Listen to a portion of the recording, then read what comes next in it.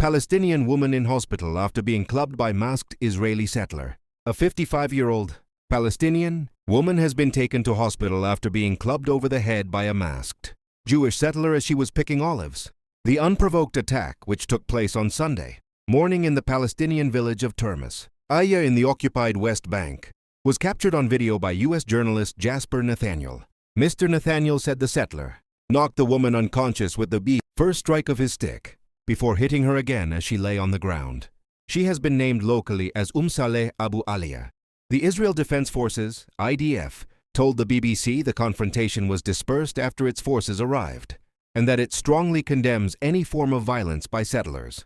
However, Mr. Nathaniel said Israeli soldiers were on site prior to the attack and had lured him and others into an ambush. He said soldiers sped off just before the settlers launched the assault.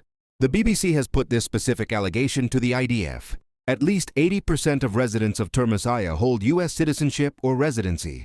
According to Israeli media, the BBC has reached out to the U.S. State Department and U.S. Embassy for comment.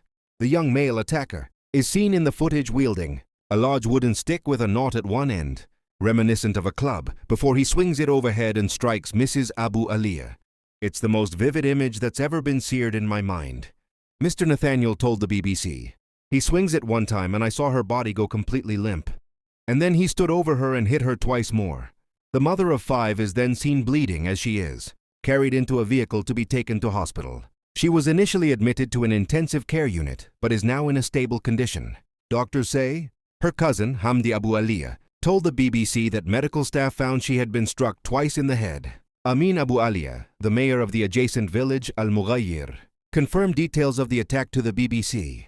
The attack was part of a wider incident in which at least 15 masked settlers were seen hurling stones and attacking other Palestinians who were harvesting olives, as well as activists who had arrived to support them, including Mr. Nathaniel. At least one car was torched. Others had their windows smashed.